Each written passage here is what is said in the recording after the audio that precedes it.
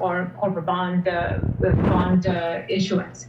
So for the most part, I think that in some respects, going into the Fed meeting this week, I think no news is going to be good news. I think we don't want any more volatility in the bond market, sort of leading into or bleeding into other risky assets. So that's kind of what we'll be watching to see what the Fed says today and Fed says on Wednesday, and how that'll impact the bond markets. What do you think, if ever, what would force the Federal Reserve to speak up about the volatility in the bond markets? It feels as though most feel that you're going to have to get real yields to go somewhere nearer zero for it really to be pushed. Do you agree? Yeah, I think that you need a meaningful rise in real yields. You need to see perhaps a tightening of financial conditions that we haven't seen thus far. Even though we've seen a dramatic rise in yields, risky assets have almost immediately adjusted to the new rate paradigm. So for the most part, I think that as long as risky assets remain calm and we're not seeing any major correction in some of the indices, I think we should be good to go. I think that there's definitely more room for yields to rise. We're expecting 10-year yields to end the year around 2%. If it's a gradual rise in yields and a repricing in other risky assets and an adjustment that comes with it, then I think we should be okay. What does Powell need to do to convince the markets inflation is transitory? Well, I think they've already done a very good job of communicating their expectations for the second quarter. We're all expecting inflation to go higher because of base effects, because of very low prints in March of last year. I think that they're going to stick to that same communication strategy of calling that rise in inflation in the second quarter as transitory. Really, what is important for inflation is not the next 3 months, but what happens after June, once we get past the base effects from higher inflation over the second quarter. And that's when I think ultimately the proof will be in the pudding as to whether the rise in inflation in the second quarter is in fact transitory.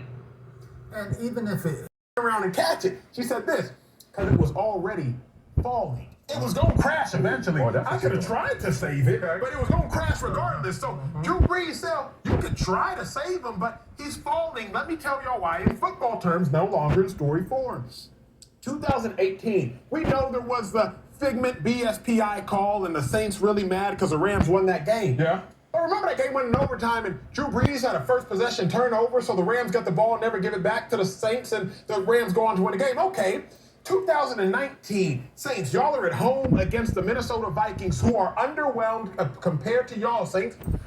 Drew Brees, second quarter, turnover, Vikings go down, get a field goal, take a halftime lead, 13-10. Fourth quarter, Drew Brees turnover, he fumbles the ball now, the game goes into overtime. Drew Brees never sees the ball again. Okay, Sal, let's talk 2020 playoffs against the Buccaneers. Drew Brees, the worst passer rating of his playoff career, worst passing yards of his career, and 3 interceptions, a career high in the playoffs. He may not have fallen, but he was surely falling. So you might be like, hey, he ain't hit the ground yet, but come on, Sal, he already on the way down. You're going to see the crash. I don't want to have to sweep up the broken glass after the vase shattered like I had to yesterday. Don't sweep up Drew Brees' man. Hold on, no, you can't compare Drew Brees against Drew Brees and then say that's a bad thing.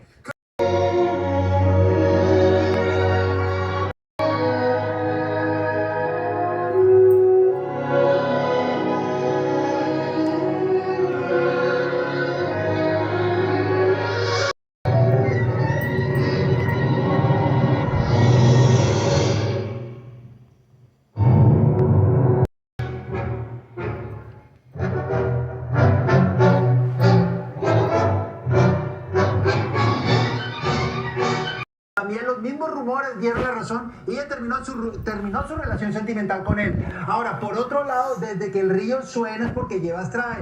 Estoy de acuerdo totalmente con nuestra compañera Aileen Mujica, porque definitivamente desde ese momento, desde hace mucho tiempo atrás están sonando estos rumores de ruptura. A mí me dicen mis fuentes que efectivamente sí compartieron este fin de semana y que Alex está haciendo su luchita, pero que Jennifer López sí está como al borde de terminar esa relación sentimental, que están a punto de terminar, pero que le está dando una última prueba. Así que como Chiquis y Lorenzo. Oye, pues esa es la ruptura definitiva. Pero totalmente, si le ponen el cuerno a Jennifer López, Vane, ¿qué esperamos nosotros? Imagínate. No, Bueno, me retiro, chavos. Quizás, señores, de repente quizás una mujer complicadita, de repente Bueno, no. sí.